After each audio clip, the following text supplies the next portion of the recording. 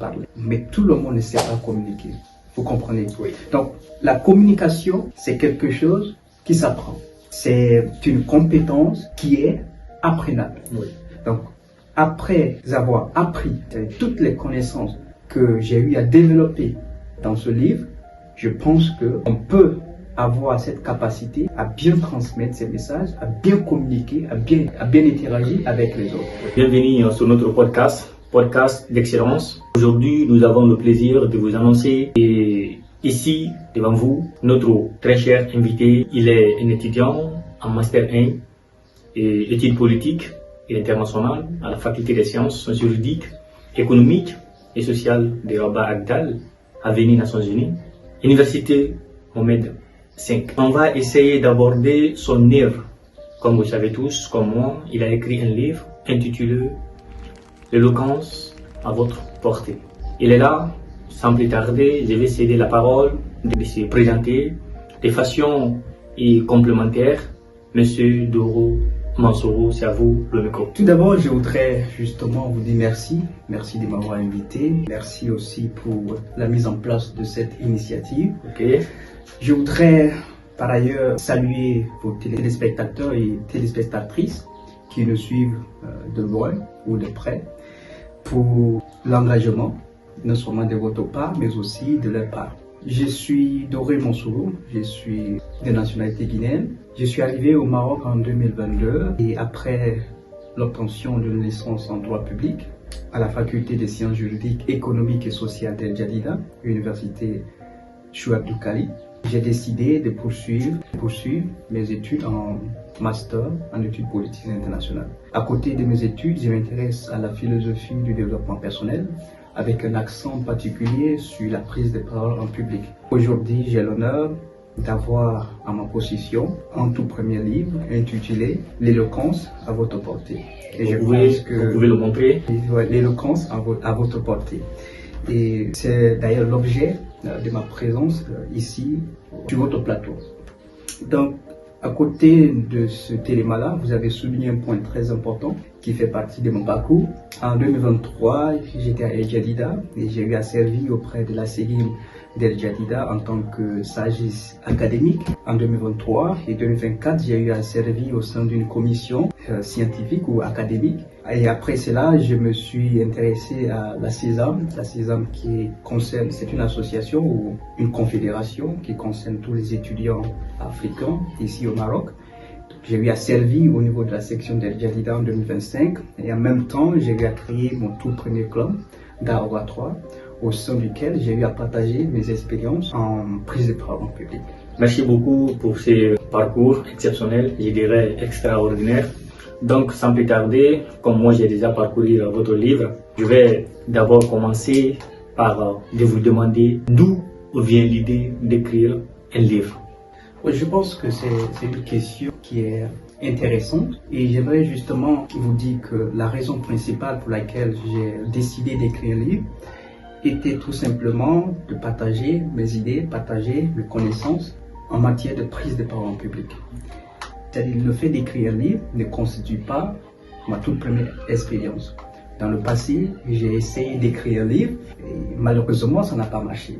C'est-à-dire, je suis passé par des étapes, des tentatives qui n'ont pas vraiment abouti. Donc la première tentative était d'écrire un livre qui devait porter sur moi, sur ma personne, c'est-à-dire un roman autobiographique. J'ai pas eu à terminer. J'ai commencé, mais j'ai pas eu à terminer. La deuxième tentative portait sur un autre livre que j'ai voulu écrire sur l'Afrique. C'est-à-dire j'ai voulu parler des plaies ou des maux de l'Afrique afin de proposer certaines solutions. J'ai commencé et je me suis justement limité à l'introduction. Après cela, j'ai aussi essayé d'écrire un autre livre sur la Guinée, notre pays, le pays que nous aimons tous et que nous faisons tout aujourd'hui pour qu'on soit bien préparé pour servir nos compatriotes avec dignité et honneur. J'ai commencé le livre, mais malheureusement, j'ai pas eu à terminer ce que j'ai eu à commencer. Donc c'est après toutes ces tentatives, je ne dirais pas d'échec, mais toutes ces tentatives qu'un jour je me suis posé la question, pourquoi pas écrire un livre portant sur la prise de parole en public. Parce que j'étais convaincu que j'avais quelque chose à partager. Parce que Vous savez, quand on n'a rien à partager, mieux vaut ne rien écrire. Mais si vous pensez avoir quelque chose, prenez votre plume et mettez-vous à l'écriture. Mettez-vous aux tâches ou à la tâche, parce que cela va vous permettre non seulement de gagner en expérience, mais aussi, je dirais, en créativité. Parce que écrire, c'est une forme de créativité. Oui. Donc voilà un peu le processus ou les étapes par lesquelles je suis passé avant d'écrire ces livres. Donc en conclusion, c'est que vous pouvez retenir sur cette première question. La raison derrière l'écriture de ce livre était justement partager mon expérience en matière de prise de parole en public. Oui. Merci beaucoup pour ce passage vraiment lumineux. Il y a une partie qui m'a beaucoup marqué dans votre remerciement. Une partie là où vous avez écrit que à vous, ma future reine et mes futurs enfants, votre existence est l'une des principales raisons pour lesquelles je me bats sans relâche. Jour et nuit, semaine après semaine, année après année, vous êtes ma plus grande motivation. Le mot, ce paragraphe, personnellement, m'a touché. Non pas parce que j'ai lu, mais ce que j'ai ressenti en tant qu'humain, l'émotion, la sensation de se projeter dans l'avenir. D'où vient cette inspiration? Ah oui, je pense que, vous savez, c'est que l'esprit aujourd'hui est souvent la conclusion, je ne sais pas, le produit de nos expériences du passé. Ouais. Ça pourrait ne pas être une expérience personnelle, mais des vécus. Moi, je me suis posé plusieurs questions, et surtout dans le cadre familial, le fait de construire un foyer, demandait beaucoup plus de responsabilités. Ouais. C'est-à-dire, l'essentiel ne se limitait pas justement à être amoureux d'une personne, et que, je parle bien sûr d'une femme, et que celle-ci tombe enceinte, et qu'après la naissance de l'enfant, c'est fini. Non, je me suis dit que ça c'est juste une petite partie de tout ce qui relève de la responsabilité familiale. Donc je me suis dit, lorsqu'on arrive à épouser une femme, à avoir des enfants, il faut savoir qu'il y a une grande responsabilité qui vient après la naissance des enfants.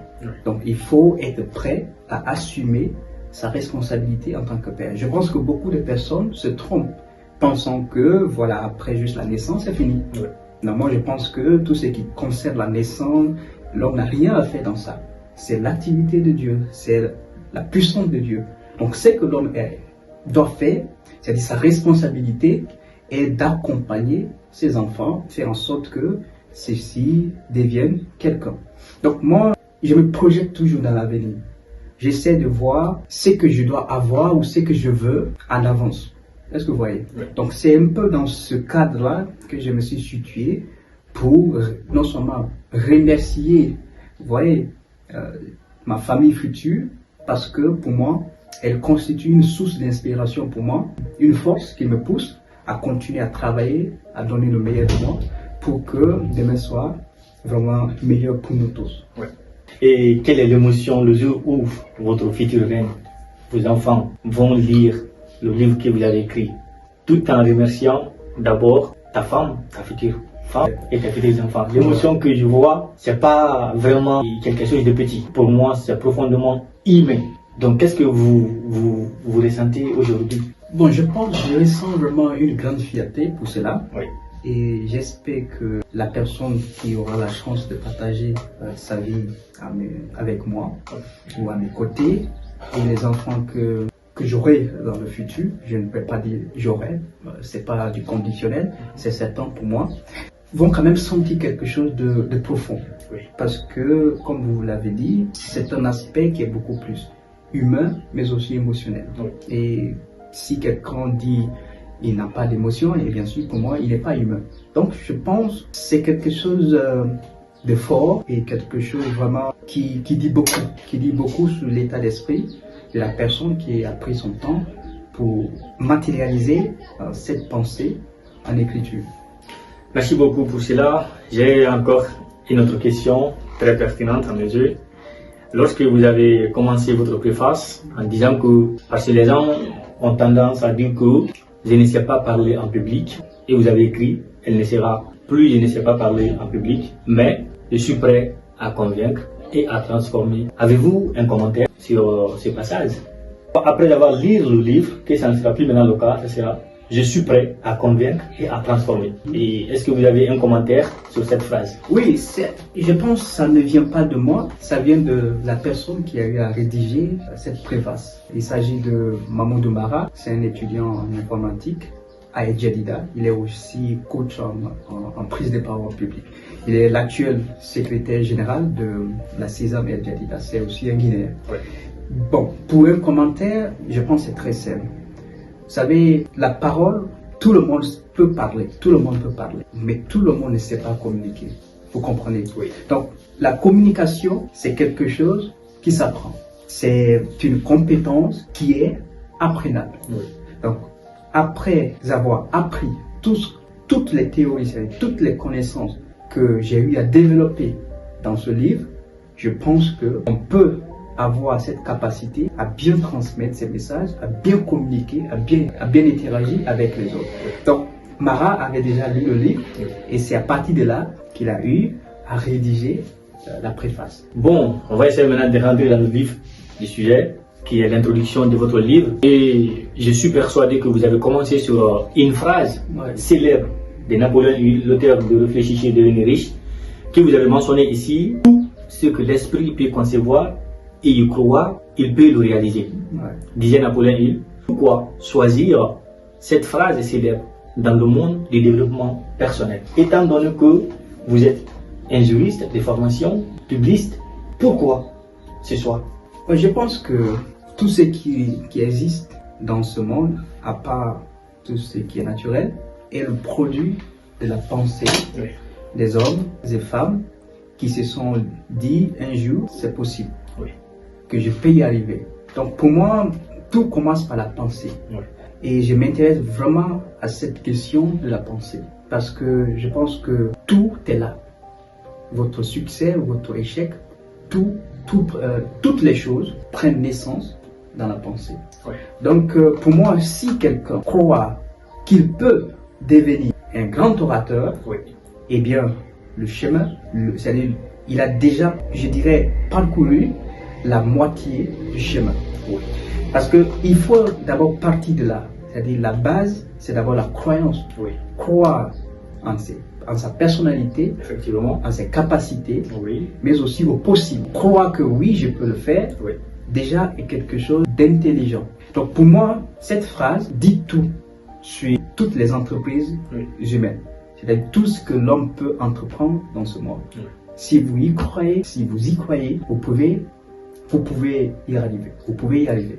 Donc pour moi, ce que j'aimerais que les gens retiennent à partir de cette déclaration ou cette citation venant de Napoléon Hill est que rien n'est impossible à celui qui croit et qui s'engage à prendre des actions nécessaires pour atteindre sa fin ou son objectif. Merci beaucoup, Monsieur Doro Masoro. Donc on va continuer dans toujours l'introduction. Et vous avez mentionné encore, toutefois, il est essentiel de reconnaître que la parole est une force à double tranchant. Elle peut être positive ou négative. Donc, dans ce cas, essayez de nous expliquer de façon plus mature. Bon, moi je pense que après avoir maîtrisé la parole, qui est d'ailleurs un pouvoir, nous avons un devoir. Un devoir, mais aussi une grande responsabilité de faire en sorte que cet outil très puissant nous serve et non participe à la destruction, à notre propre destruction ou à la destruction des autres. J'ai dit que la parole est comme, je dirais, un couteau à double tranchant. Elle peut être bonne dans la mesure, c'est-à-dire bonne, constructive, dans la mesure où on l'utilise pour élever les gens, élever les esprits, contribuer à bâtir une société prospère. Est-ce que vous voyez? Au contraire, la parole, elle peut devenir dangereuse. La maîtrise de la communication peut devenir dangereuse dans la mesure où l'homme ou la femme qui maîtrise cet art l'utilise pour des fins qui sont hostiles, c'est des fins inhumaines, dangereuses à la communauté. Et je pense que si on fait recours à l'histoire, on peut trouver des cas comme ça. c'est-à-dire des gens qui ont pu utiliser la parole pour construire, pour bâtir, alors que d'autres, c'était le contraire. Quand je prends par exemple le cas de Martin Luther King, c'était un bon orateur. Et il a utilisé sa force oratoire pour développer, c'est-à-dire pour défendre des bonnes causes. C'est la même chose pour Mandela. C'est la même chose aussi, je pourrais prendre Monsieur Thomas Sankara. Ils étaient tous des grands orateurs, des bons orateurs. Au contraire, si nous revenons en Europe, on peut prendre le cas d'Hitler. Hitler, nous le savons, quand vous regardez ces vidéos, la manière qu'il communiquait, eh bien, mais ça il était un grand orateur, mais il a utilisé cette force pour détruire, parce que non seulement il a su mobiliser un grand nombre avec la parole, et que nous connaissons tous la fin de cette histoire. Donc, beaucoup de grands orateurs dans le passé ont eu vraiment à utiliser très bien la parole, et d'autres, malheureusement, ça n'a pas été le cas. Donc, moi, mon conseil à ceux qui nous suivent, ou à toute personne qui veut devenir grand orateur, qui veut se développer dans cette matière, ou progresser dans cette matière, ou maîtriser cet art, doit quand même faire attention, parce que la parole doit être accompagnée d'une grande responsabilité sociale.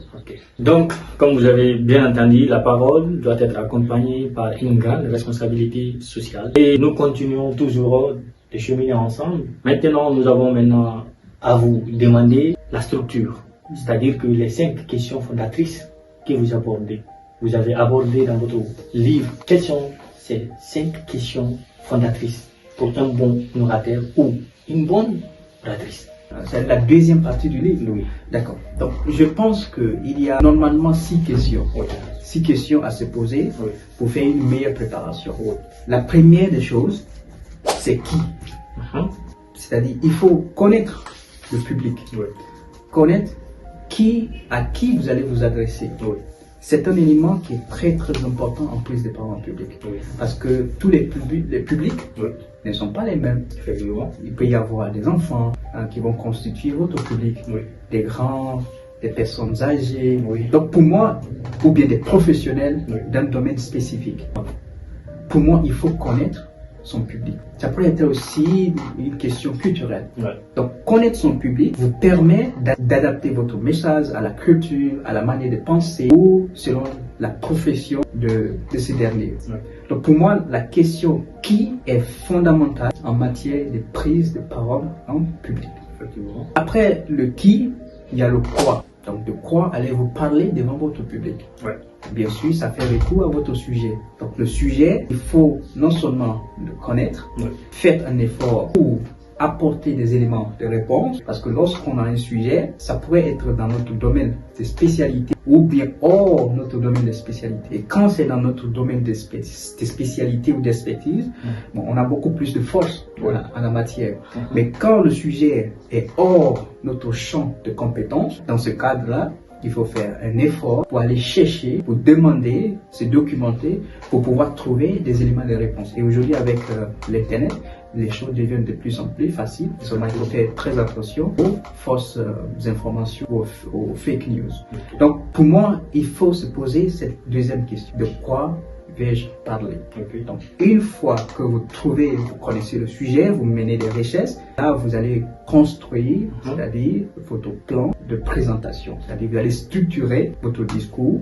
Je pense que j'ai eu à aborder toutes ces questions-là. Donc, vous allez structurer pour faire une bonne présentation. Parce que la structuration d'un discours est un élément qui est très, très important. Il faut être clair et logique dans ce que vous dites.